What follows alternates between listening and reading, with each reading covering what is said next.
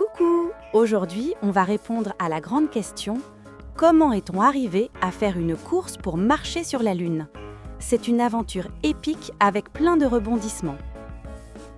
10, 9, 8, 7, 6, 5, 4, 3, 2, 1. C'est parti pour l'histoire. Ce soir-là, Fabululu était sur le petit balcon de sa chambre avec sa grande sœur Chloé. Il regardait la Lune, si ronde et si lumineuse. « Dis, Chloé, la Lune, elle est vraiment très très loin? Est-ce que c'est vrai que des gens y sont déjà allés? Comment ils ont fait pour voler aussi haut ?» Chloé sourit. Elle adorait ces questions. Elle ne répondit pas par une simple phrase. Elle décida de lui raconter toute l'histoire, la plus grande et la plus folle de toutes les aventures humaines. Oui, c'est vrai, Fabululu. Mais pour y arriver, ça n'a pas été facile. Il y a eu une compétition incroyable, une véritable course. Assieds-toi bien, je vais te raconter. L'histoire de la grande course vers les étoiles.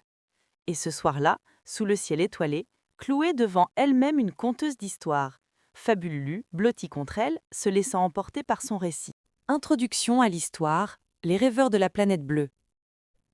Il était une fois, flottant dans le silence infini de l'espace, une magnifique bille bleue et blanche que nous appelons la Terre.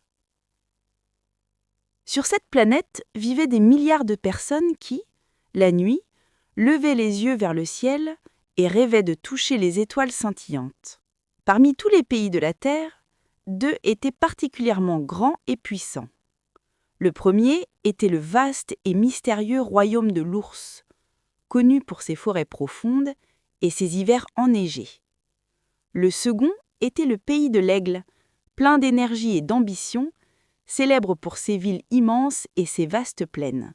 Ces deux royaumes étaient rivaux, toujours en compétition, pour savoir qui était le plus fort, le plus intelligent et le plus rapide. Mais leur plus grande compétition n'était pas une guerre avec des armes, c'était une course pacifique et merveilleuse. Une course pour être les premiers à quitter le berceau de la Terre, à s'envoler dans le ciel et à toucher les étoiles. Cette compétition s'appelait la Grande Course vers l'espace. Chapitre 1. La première étoile à Bip Bip. La grande course commença un jour d'automne, le 4 octobre 1957. Ce jour-là, les savants et les inventeurs du royaume de l'ours, qui avaient travaillé en grand secret, envoyèrent quelque chose de nouveau dans le ciel. Ce n'était pas un oiseau, ni un avion. C'était une petite boule de métal brillante, pas plus grosse qu'un ballon de plage, avec 4 longues moustaches fines qui lui servaient d'antenne. Ils l'avaient appelée Spoutnik 1, ce qui signifie « compagnon de voyage ». Cette petite graine de métal fut lancée si haut et si vite qu'au lieu de retomber, elle se mit à tourner autour de la Terre, comme une toute petite lune. Mais ce qui rendait Spoutnik si spécial, c'est qu'il n'était pas silencieux. Il envoyait un message à toute la planète, un petit son simple que tout le monde pouvait entendre avec une radio. Bip, bip, bip. Imagine des enfants du monde entier, le soir, se blottissant près d'un poste de radio et écoutant avec émerveillement ce petit criquet chantant qui passait au-dessus de leur tête. Ce son, qui à la fois ravissait et terrifiait les gens, était la preuve que l'humanité avait créé sa première étoile artificielle. Le petit Spoutnik chanta sa chanson pendant 22 jours, jusqu'à ce que ses piles s'épuisent.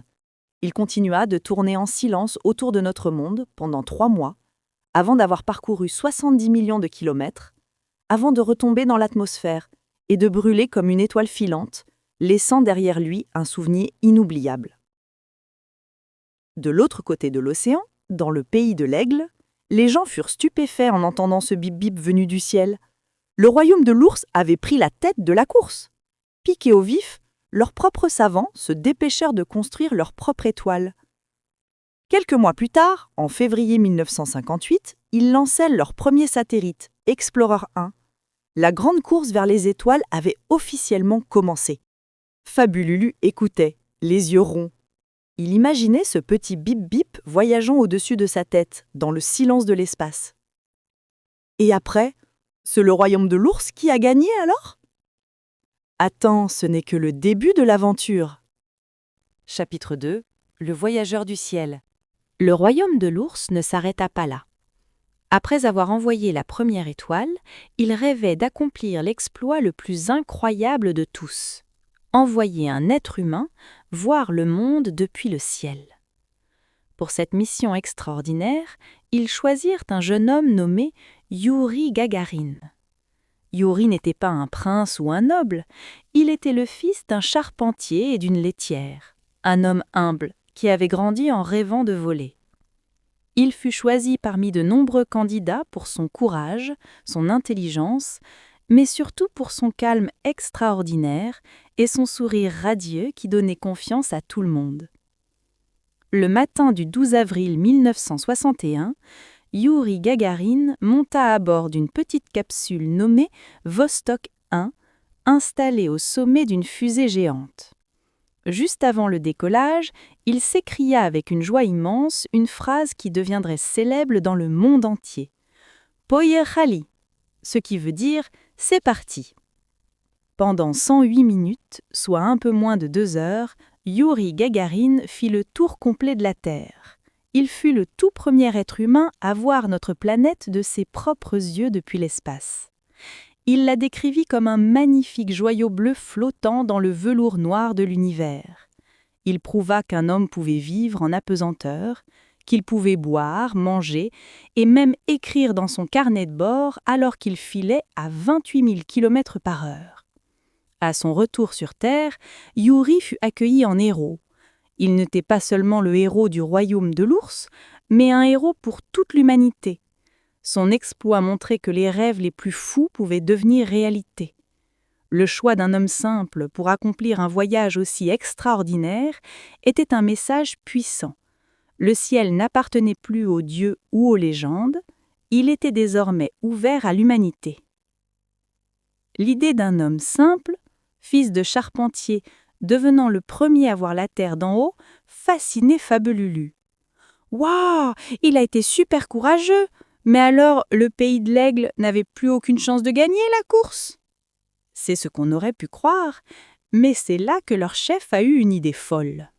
Chapitre 3. Le défi de la lune d'argent.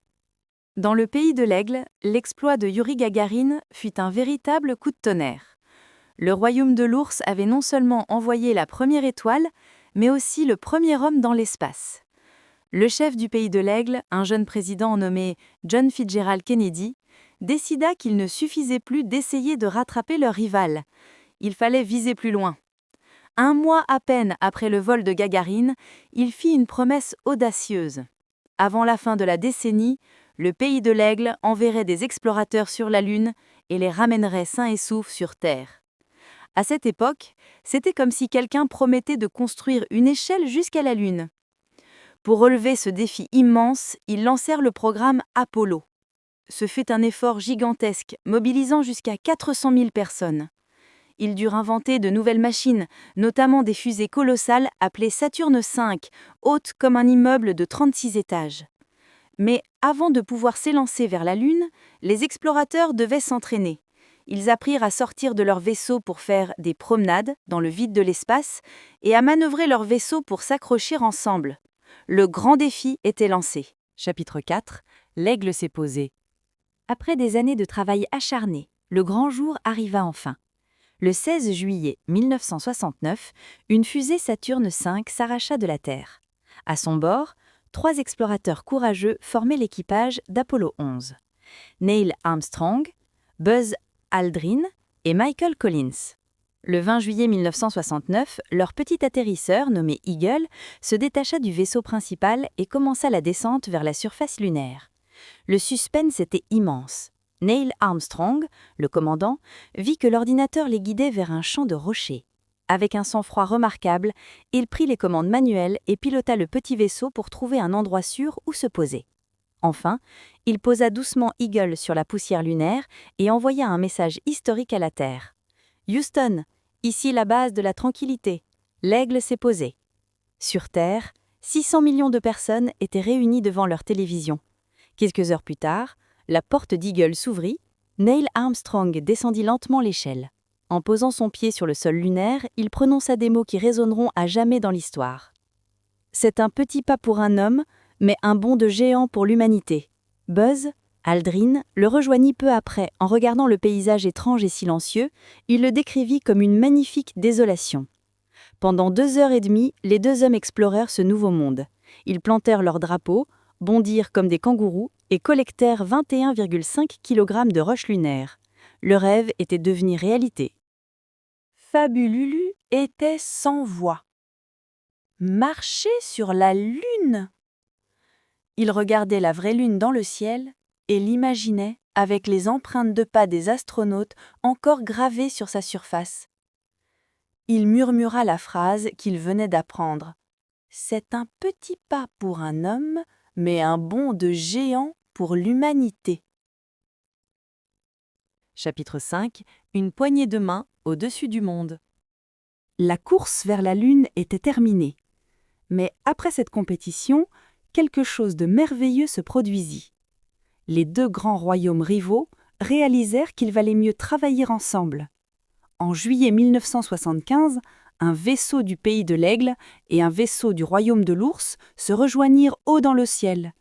Les explorateurs des 2 royaumes ouvrirent les portes entre leurs vaisseaux et se serrèrent la main en flottant en apesanteur. C'était la fin de la grande course et le début d'une grande collaboration. Cette nouvelle amitié a permis de construire un projet immense, la Station spatiale internationale. Imagine une maison grande comme un terrain de football qui tourne autour de la Terre. Depuis l'an 2000, cette station est habitée en permanence par des explorateurs venus du monde entier. Ils ne sont plus des rivaux, mais une seule et même équipe, l'équipe de la planète Terre. Conclusion. L'aventure infinie. La grande course est peut-être terminée, mais la grande aventure de l'exploration, elle, ne fait que commencer. D'autres grands pays ont rejoint la course. Les pays d'Europe avec leur fusée Ariane et plus récemment, en août 2023, la grande nation de l'Inde est devenue le 4e pays à se poser sur la Lune. Aujourd'hui, les rêves sont devenus encore plus grands. Les humains parlent maintenant sérieusement d'aller visiter la planète rouge, Mars. L'histoire que je viens de te raconter n'est que le premier chapitre d'une aventure bien plus longue. Les étoiles sont toujours là, au-dessus de nos têtes, pleines de mystères. L'histoire de l'exploration spatiale n'est pas terminée. Elle attend ses prochains héros, ses prochains explorateurs, ses prochains rêveurs. Et qui sait? Peut-être que la personne qui écrira le prochain chapitre, c'est toi? Le récit de Chloé était terminé. Un long silence s'installa sur le balcon. Fabululu ne regardait plus la Lune de la même façon. Ce n'était plus seulement une lumière dans la nuit, c'était une destination, une preuve que les rêves les plus fous peuvent se réaliser.